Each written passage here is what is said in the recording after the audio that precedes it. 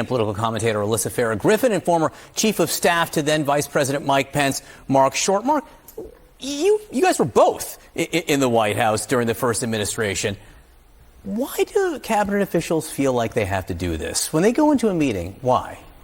I don't know why that, John. I do think we focus a lot on sort of the flattery that they're giving the president, but I don't think we focus enough on how much the president understands ratings and how many actual networks covered his whole cabinet meeting for an inordinate amount of time. And so he keeps driving attention to himself, which I think is he's actually really smart at. I get it, but Alyssa, what do these, and I'm sure you've talked to some of them, these people who go out and say these things in this meeting, how do they feel about it afterwards? I mean, I can't speak to this particular cabinet and how they feel, but listen, I do think Marc makes a really important point here, which Donald Trump is the executive producer and president. This is somebody who's thinking about how what he's doing plays on TV, and he wants to juxtapose himself to the previous administration where he and his team made a lot of criticisms. They were, you didn't know where they were. Biden was in the basement. What are they doing? He makes it a point to be seen virtually every day. You can't get away from Donald Trump if you're an American, for better or worse. And so I think showing this full cabinet meeting and showing people telling what a good job he's doing, he sees as effective. Listen, it's definitely not going to be for his opponents, but I think there's a lot of people who tune in who think this is a president who's getting things done and this is a cabinet who supports him.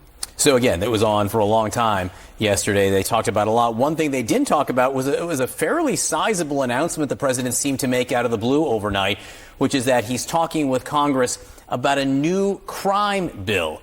Alyssa, we've got no details about this, but talk to us about what he sees here as a potential opportunity.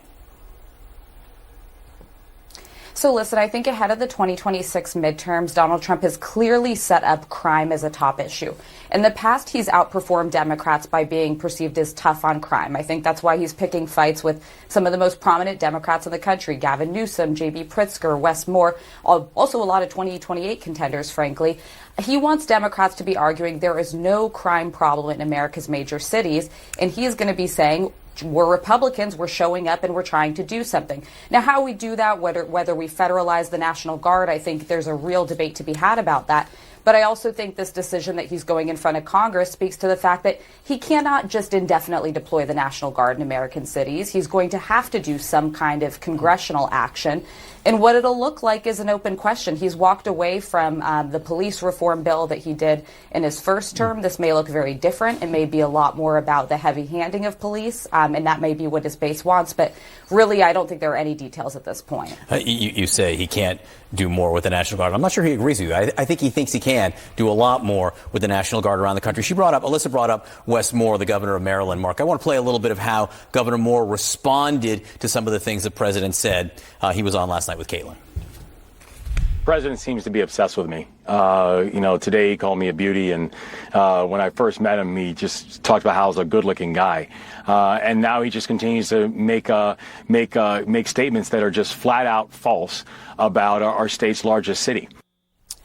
So what about that from a political perspective? I mean, Wes Moore, clearly someone who may have national aspirations here. We're seeing other Democrats sort of handle it the same way. I think for Gavin Newsom, it's great to have Donald Trump as a foil, and for Donald Trump, it's great to have them as a foil. I think they both understand it lifts them up to have Donald Trump as their nemesis and their target. But look, there's not going to be a comprehensive crime bill. We have a one-seat margin in the House.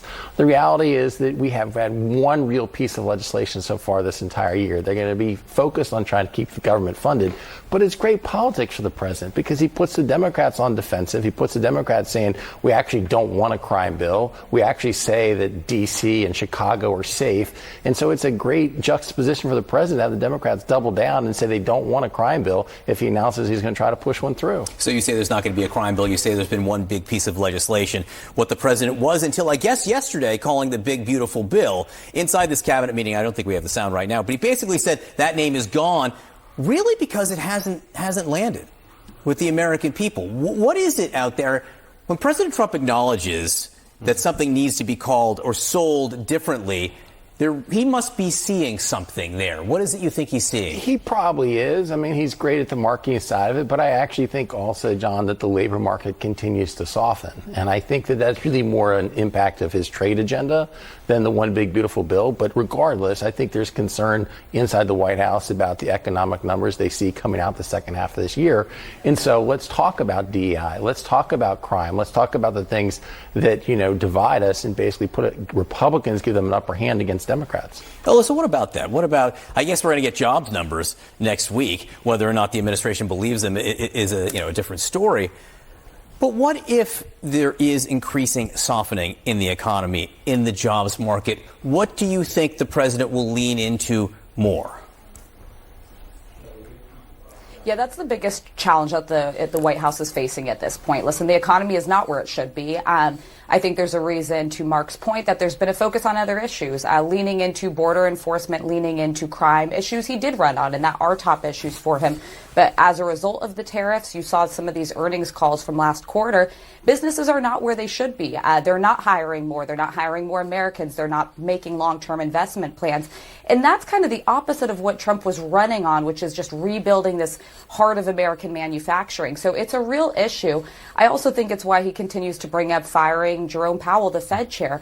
I think he needs a foil. He needs somebody that he can blame sort of the sluggish economy on. So I think it could be any number of issues that he's going to focus on in the meantime. But the economy is one of the top issues voters trusted him on, and I think he owes it to the public to show that he's got a plan and that the indications we're seeing are something that are reversible, and he's able to take some steps to improve the course that the country's on, because it's not where we should be. Marc Short, Alyssa Farah-Griffin, thanks for letting me join in this 2017 reunion, or reunion of the 2017 Vice President Mike Pence office there. It's been fun for me. Appreciate it.